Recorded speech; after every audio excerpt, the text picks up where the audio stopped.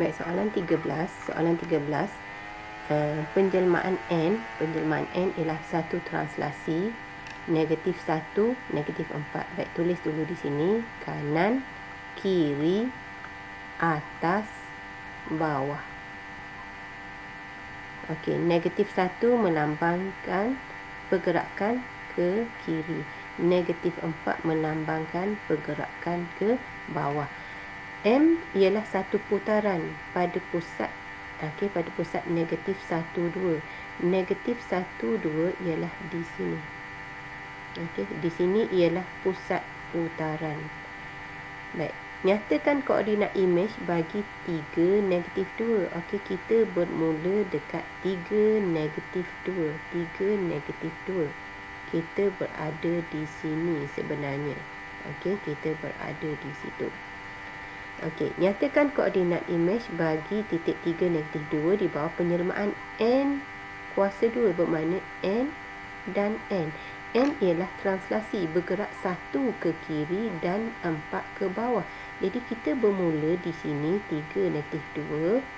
Kita bergerak sebanyak 1 ke kiri dan 4 ke bawah. 1, 2, 3, 4. Maka jawapan yang kita dapat ialah 2, okey, 2, negatif 6. 2, negatif 6. Kita dapat 2, negatif 6.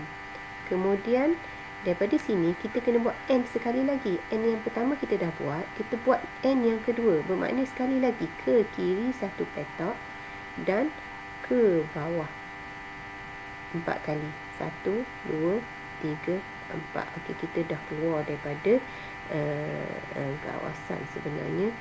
Jadi, lebih kurang kita akan dapat koordinat di sini ialah jika kita baca negatif 1, sini negatif 9 dan sini negatif 10. Negatif 1, 10.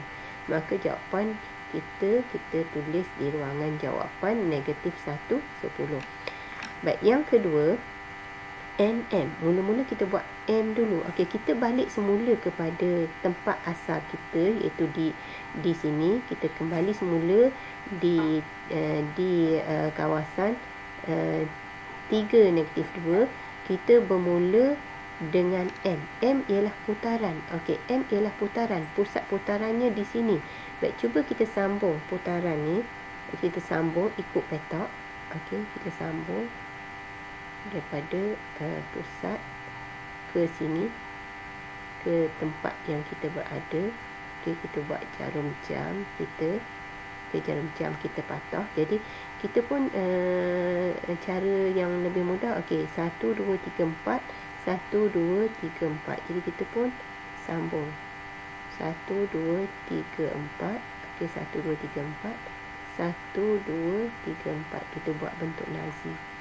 Yang ini pun gitu juga. 1, 2, 3, 4. 1, 2, 3, 4. Okey. Yang di sini 1, 2, 3, 4. 1, 2, 3, 4. Okey. Jadi putaran ni dia kata ikut arah jam. Bermakna daripada sini, kalau ikut arah jam mestilah ke arah sini.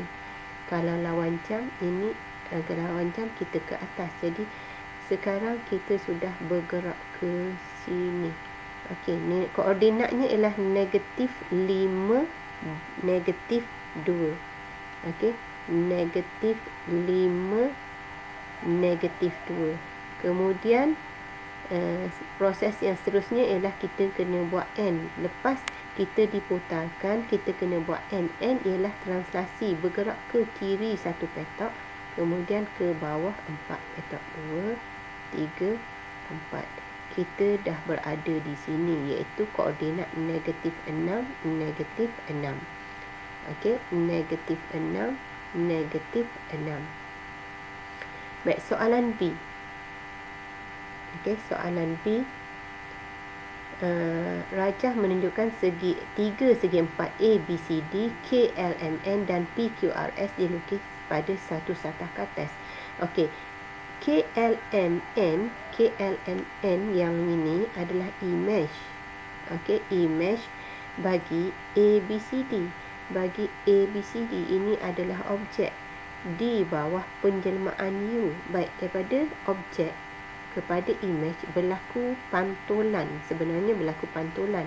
Okey, garis pantulan mestilah berada di tengah-tengah antara KLMN dan juga AOB.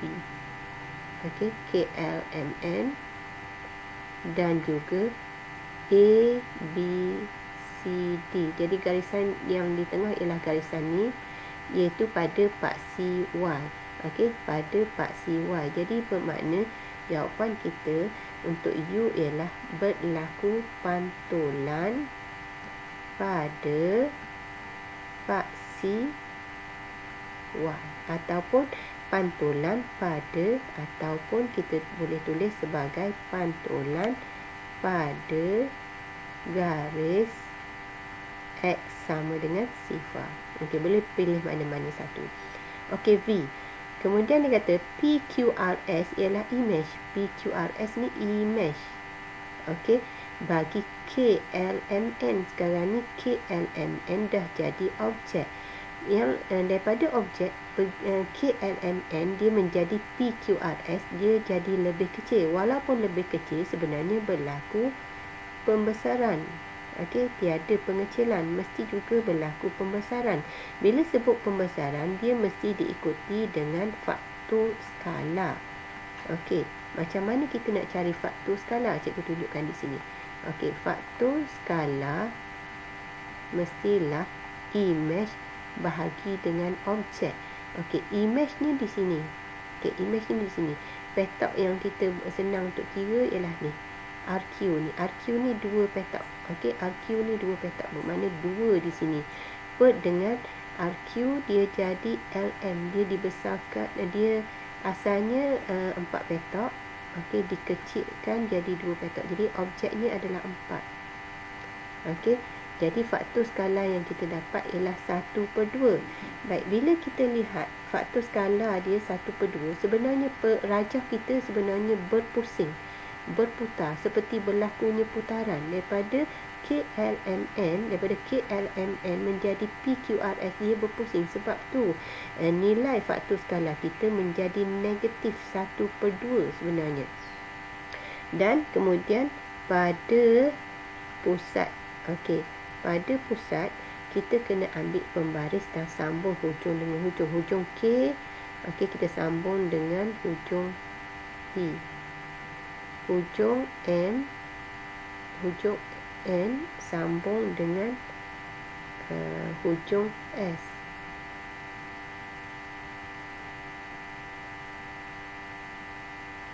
Okey, kita akan dapat satu tempat persilangan sebenarnya di sini, iaitu pada negatif 1, negatif 1. Jadi pada pusat negatif 1, negatif 1. Okey, untuk nombor 2, diberi bahawa luas PQRS ialah 12, di mana PQRS ni adalah luas image. Okey, untuk jawab soalan yang kedua tu, cikgu tulis di sini. Formula yang kita kena guna ialah K kuasa 2 sama dengan luas image per dengan luas objek.